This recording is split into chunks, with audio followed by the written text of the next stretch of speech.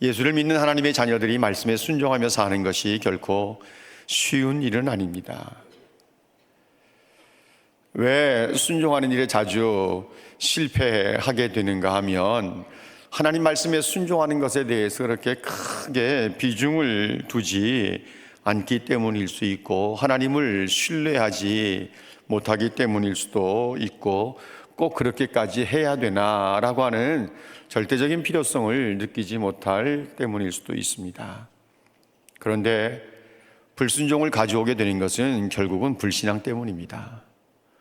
이스라엘 백성들을 보지 않더라도 우리의 개인적인 삶의 모습을 본다 하더라도 절대적으로 하나님 말씀에 순종하는 삶을 살아내지 못하는 것은 신앙이 그만큼 약하기 때문이고, 어떤 면에서 보면 신앙이 없기 때문이고 믿지 않기 때문이라고 말할 수 있습니다. 하나님께서 길르앗 출신 디귿 사람 엘리야에게 아합 왕을 찾아가라고 말씀하셔서 내 말이 없으면 수년 동안 비도 이슬도 있지 아니하리라고 하는 말씀을 선포하게 하셨습니다. 그리고 하나님께서는 엘리야에게 계속해서 말씀하시기를 너 여기서 떠나 요단 앞 그리 시냇가로 가서 숨으라 라고 말합니다. 엘리야는 하나님께서 말씀하신 그대로 그곳을 떠나서 동쪽으로 가서 요단 앞 그리 시냇가에 숨었습니다. 하나님께서 말씀하신 대로 순종하며 사는 것이 쉽지 않다라고 이야기를 했는데, 왜냐하면 상식적으로 생각해 볼 때 아합 왕에게 내 말이 없으면 수년 동안 비도 이슬도 있지 아니하다라고 하는 말을 선포해 놓은 다음에 이 선지자가 사라져버리면 아합이 무슨 두려움이나 가지겠나 하는 생각을 우리가 할 수 있어요. 그래도 가끔 얼굴을 보여주면서 생각나게 만들고 왕으로 하여금 정신차게 만들고 엘리야 선지자가 한마디씩 툭툭 던져야 아합에게 자극이 될 것 같은데, 하나님께서는 아합으로 하여금 그리 시냇가에 가서 숨으라고 말씀을 하신 것입니다. 상식적으로 볼 때 분명히 엘리야가 아합을 자주 대면하면서 하나님의 말씀을 선포하고 때때로는 섬뜩하게 만들 필요가 있을 것 같은데, 하나님께서는 그리 시냇가에 가서 숨으라고 했습니다. 그것은 우리가 이미 말씀을 나눈 것처럼 아합에게서 엘리야를 보호하시겠다고 하시는 하나님의 마음 때문이고, 여기에는 복선이 깔려 있는데 또 하나는 하나님께서 그리 시냇가를 엘리야의 또 다른 훈련 장소로 쓰시겠다는 것입니다. 우리가 생각할 때는 엘리야가 아합을 만나서 계속해서 얼굴을 보여주면서 하나님의 말씀이 없으면 수년 동안 비도 이슬도 있지 않는다고 하는 그 말씀이 생각나서 두려워하는 마음을 갖게 만들 필요가 있을 것 같은데, 하나님께서는 엘리야에게 더 중요하고 엘리야에게 더 필요한 일이 있다고 보신 거죠. 그것은 바로 누구에게서든지 어떤 관계 단절을 다 끊어내고 하나님과만 친밀한 관계를 맺고 하나님의 말씀을 듣고 하나님 앞에 기도하고 하나님께서 훈련하시는 연단을 받을 필요가 있었던 것입니다. 그래서 하나님께서는 사람들이 출입하지 않는, 실은 어딘지도 잘 알려져 있지 않는 그리 시냇가에 가서 숨으라고 하신 것입니다. 그것은 철저하게 엘리야를 훈련시키고자 하시는 하나님의 마음이 있었던 것입니다. 그런데 하나님의 약속이 뭐예요? 너는 그리 시냇가에서 숨고 그 시냇물을 마시라, 이러면서 하나님이 하시는 말씀이 내가 까마귀들을 명령하여 거기서 너를 먹이게 하겠다라는 것이었습니다. 여러분, 여기서 우리가 레위기 11장에 있는 말씀을 좀 살펴볼 필요가 있는데, 레위기 11장 13절로 15절까지 있는 말씀을 이제 빠르게 한번 스케치해 보도록 하겠습니다. 새 중에 너희가 가증히 여길 것이 있다. 이것들이 가증한 즉 너희는 먹지 말아라. 그 가운데 하나가 독수리, 솔개, 물수리, 그리고 14절 말씀에 보면 말똥가리와 말똥가리 종류들, 15절 말씀에 보면 까마귀 종류들. 이건 가증한 것이다, 부정하다는 겁니다. 피해야 할 조류라고 하는 것입니다. 까마귀는 가증하니 먹지 말아라. 세 번역에서는 까마귀는 피해야 할 새다. 이건 부정한 거예요. 하나님의 백성들이 부정한 것 입에 대지 못하게 하셨기 때문에. 까마귀는 이스라엘 백성들 생각할 때 부정한 새라고 하는 것을 다 압니다. 그런데 하나님께서 까마귀들을 명령하여 너를 먹이게 하겠다, 이렇게 말씀을 하고 있습니다. 가증하니 먹지도 말라고. 이 까마귀는 피해야 할 새라고 말씀을 하셨는데, 선지자에게는 이 까마귀를 통해서 먹이게 하겠다고 말씀합니다. 여러분, 까마귀들을 통해서 실제로 공급받으신 경험들을 갖고 있습니까? 까마귀는 하늘을 나는 까마귀를 말하는 게 아니다. 까마귀 같아요?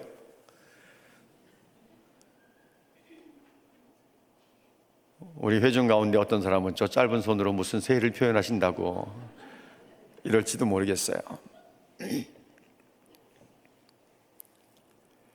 까마귀들은 피해야 할 새다. 그런데 까마귀들을 통해서 공급하시겠다고 하니, 우리가 이 말씀을 우리 시대에 적용해 보면 하나님은 실제로 까마귀들을 통해서 공급하시는 일들이 있습니다. 이 까마귀는 실제 하늘을 나는 까마귀를 말하는 것이 아니라 사람을 말하는 거죠.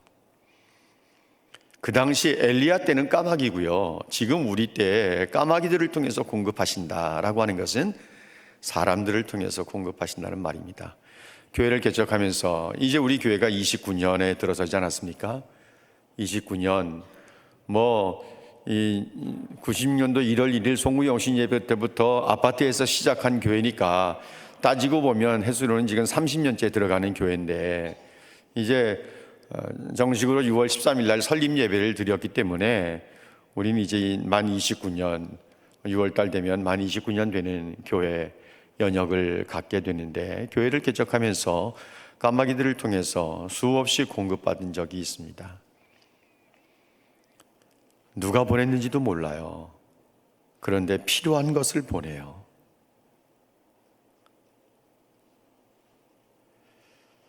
혹시 여러분들 가운데 그런 경험을 해보시고 싶은 마음이 있으시면 교회를 개척하십시오. 최소한 3년은 하나님이 책임져 주시는 것 같아요. 3년 지나면요, 그 다음부터는 무릎으로 살아야 돼요. 3년은 우리를 불쌍히 여기셔서 하나님께서 이 까마귀 저 까마귀를 통해서 공급하세요. 3년 지나면 그때는 무릎 싸움이에요. 교회 개척은 교회 개척뿐이겠습니까?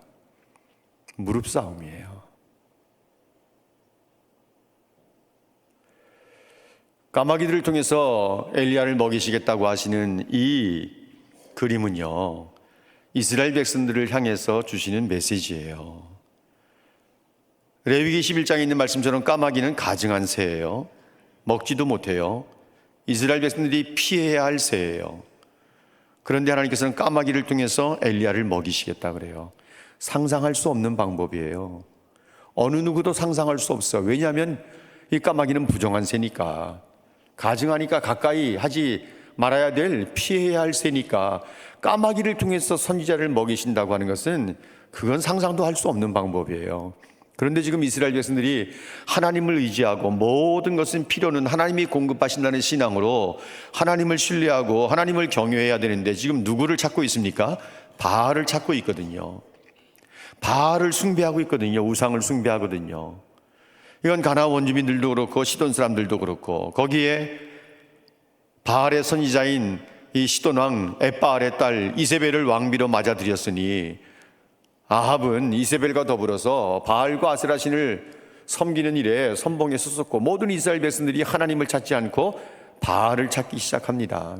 말씀드린 것처럼 바알은 농사의 신이에요. 하늘에서 비를 내리는 신이라고 믿었어요. 풍요로움을 가져다 준다고 믿었어요. 그래서 하나님께서 엘리야를 통해서 우리가 아는 것처럼 아합 왕에게 직격탄을 날리는 거예요. 네가 바알을 숭배하니, 바알이 비를 내린다고, 바알이 풍요로움을 준다고, 바알이 농사를 잘 되게 한다고, 바알이 목축업을 잘 되게 한다고, 그래? 그러면서 하나님께서 하나님의 말씀이 없으면 수년 동안 기근이 올 거라고 말씀을 하시는 거예요. 바알이 얼마나 무기력하고 바알을 숭배하는 것이 얼마나 어리석은 것인지 하나님께서 선지자를 통해서 직격탄을 날리신 거예요. 그러면서 엘리야에게는 까마귀를 통해서 먹이게 하겠다는 거예요. 우리의 필요는 모든 것은 하나님께로부터 오는 줄로 믿습니다. 하나님께서 왜 까마귀를 통해서 먹이겠다고 말씀하시는가? 이스라엘 백성들이 상상도 할 수 없는 방법을 통해서 하나님께서 선지자를 먹이시겠다는 거예요. 그러니까 우리가 하나님을 신뢰하고 하나님을 경외하면요, 이스라엘 백성들은 전부 다 지금 우상 숭배에 빠져 있는데 그들이 알지 못하는 방법을 통해서, 꿈에도 생각하지 못한 방법을 통해서라도 하나님께서는 자기 백성을 먹이시고 입히시고 책임져 주시겠다고 하는 그림을 까마귀를 통해서 엘리야가 필요한 떡과 고기를 아침 저녁으로 공급하시는 거예요. 그래서 그의 시냇가에 가서 숨습니다. 6절 말씀에 보면 하나님께서 까마귀를 통해서 아침에도 떡과 고기를, 저녁에도 떡과 고기를 가져왔고 무엇을 마셨어요? 시냇물, 그리 시냇가의 시냇물을 마셨습니다. 우리가 하나님의 일을 하면서 예수를 믿고 하나님을 아버지라고 부르면서 그분이 우리의 목자가 되시는 분이라고 고백을 하면서 하나님께서 우리의 모든 필요를 채우실 것이라고 하는 분명한 믿음이 있어야 합니다. 하나님이 우리의 모든 필요를 채우실 거예요. 하나님께서 우리의 모든 필요를 공급해 주실 줄로 믿습니다. 그 믿음이 분명하게 우리에게 있어야 돼요. 공중나는 새를 보라, 들의 백합화를 보라. 수고도 아니하고 길쌈도 아니하는데 하나님께서 저들을 먹이시고 입히시고 자라게 하시지 않느냐? 하물며 너희일까 보자. 너희는 공중나는 새보다 귀하다. 너희는 들의 백합화다. 백합화보다 들의 들풀보다 귀하다. 너희는 하나님의 자녀가 아니냐? 믿음이 적은 자들아, 무엇을 먹을까 무엇을 마실까 무엇을 입을까 염려하지 말아라. 이는 다 이방인들이 구하는 것이고 하나님께서 너희에게 이 모든 것이 필요한 줄 아신다. 너희는 먼저 그의 나라와 그의 의를 구하라. 그리하면 이 모든 것을 너희에게 더하시리라. 이것이 하나님의 약속의 말씀 아닙니까? 필요한 모든 것들을 하나님께서 공급해 주시겠다는 거예요. 엘리야가 그리 시냇가를 떠나면 사르밧으로 가서 사렙다 과부를 만나게 되고 그 집에 기근이 끝날 때까지 머물게 되는데 하나님께서 이 사렙다 과부의 집에 먹을 거라고는 기름 몇 방울, 밀가루 조금, 아들과 함께 마지막 음식을 만들어 먹고 죽어야 될 판인데 하나님께서 사렙다 과부의 집에 엘리야를 보내셔서 기근이 다 끝날 때까지 필요한 것을 공급해 주셨어요. 엘리사 시대 때 선지생도의 가정에 빚도 있고 살기도 힘든데 그릇들을 다 빌어오게 해서 그곳에 남은 기름 가지고 그릇마다 기름을 쏟으면 기름이 나오고 기름이 나오고 기름이 나오고, 그러면서 그 기름을 팔아 살게 만드셨던 것 우리가 알고 있지 않습니까? 하나님께서 나의 모든 필요를 공급하실 것이라고 하는 사실을 믿는다고 한다면 우리는 불안해할 것도 두려워할 것도 염려할 것도 없는 거예요. 오히려 우리 입속에서는 빌립보서 4장 19절 말씀처럼 나의 하나님이 그리스도 예수 안에서 영광 가운데 그 풍성한 대로 다 같이 나의 쓸 것을 채우시리라. 제가 지금 영어 합니까? 히브리어 합니까?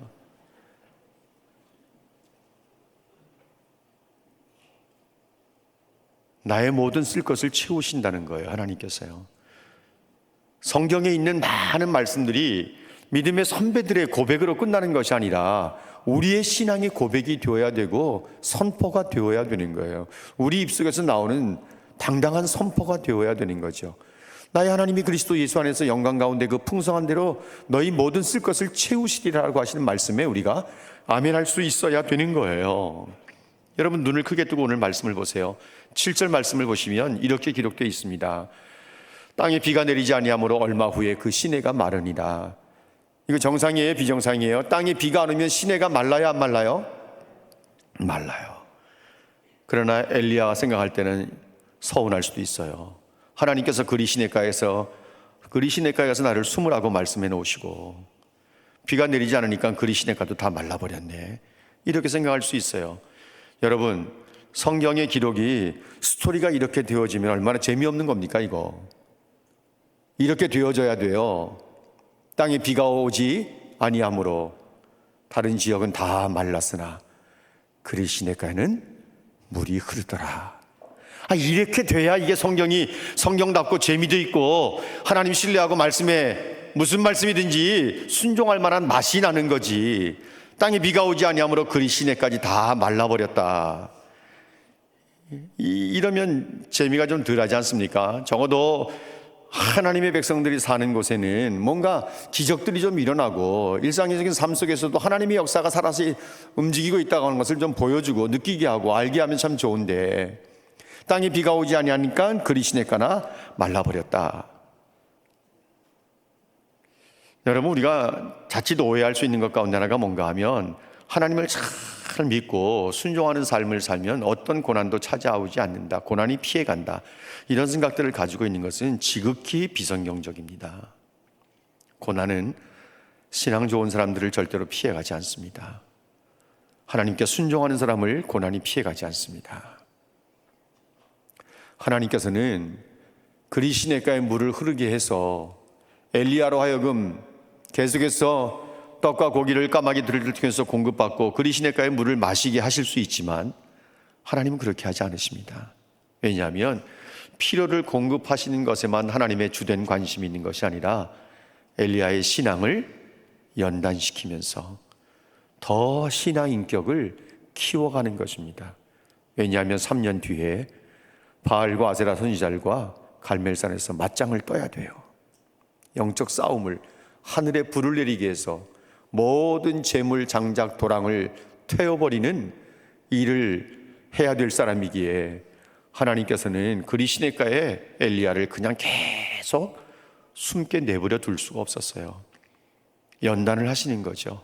철저하게 하나님을 신뢰하고 인격적으로 그분을 더 깊이 사랑하고 그분의 말씀에 철저하게 순종하고 자기가 겪는 일이 무슨 일이든지 간에 하나님의 나를 향하신 사랑은 식어지지 않고 나를 버리거나 떠나지 않는다는 것을 엘리야에게 분명히 심어주는 거예요.